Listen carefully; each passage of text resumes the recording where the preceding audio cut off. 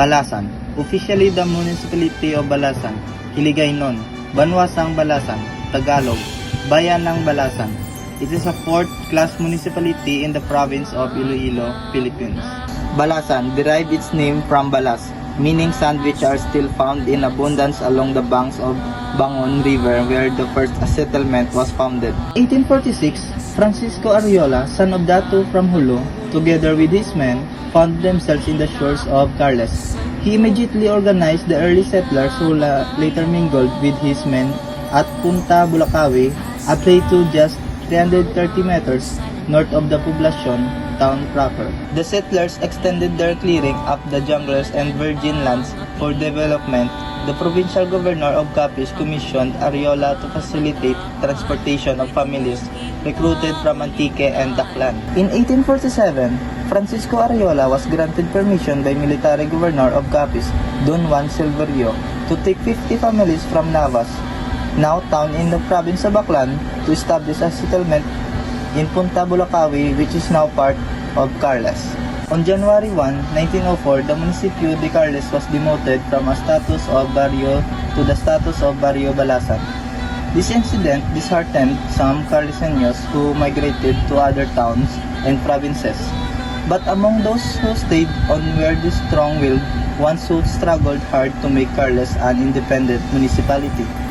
Headed by Casimiro Andrada, the Carles separation movement succeeded in getting the approval of Carleseños' petition for separation from Balasan on January 1, 1920. Casimiro Andrada is the fifth municipal president of Balasan. Casimiro Andrada was born in Zambales and married to Justa Acolintava, a native of Carles, Iloilo. He headed the separation movement of the municipality of Carles in the province of Iloilo, Philippines. Succeeded in getting the approval of the Carleseños petition for separation from Balasan.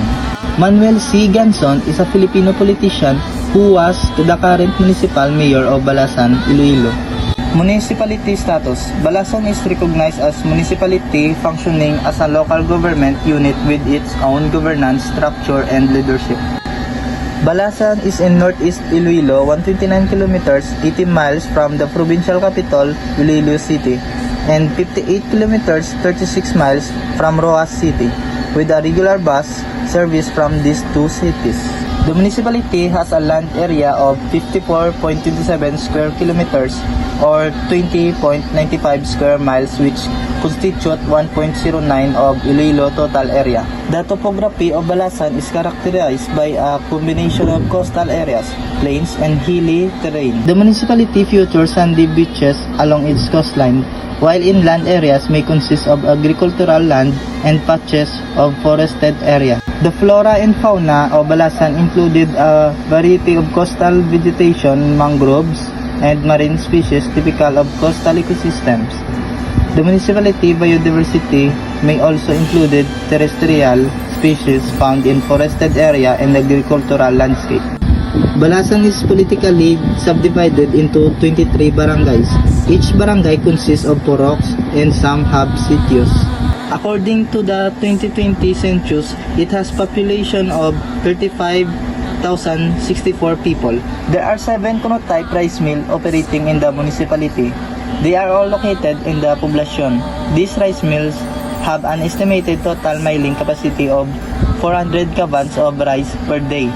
In addition, there are also 12 Kiskisan rice mills distributed among the barangays.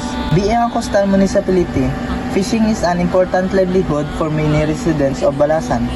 Fishermen engage in various fishing activities, including offshore fishing, coastal fishing, and aquaculture, contributing to the local economy and food security. Agriculture is also significant economic activity and common source of living in Balasan, with rice and sugarcane farming being primary crops. The fertile plains and agricultural lands support rice cultivation, while sugarcane farming benefits from suitable soil and climate conditions.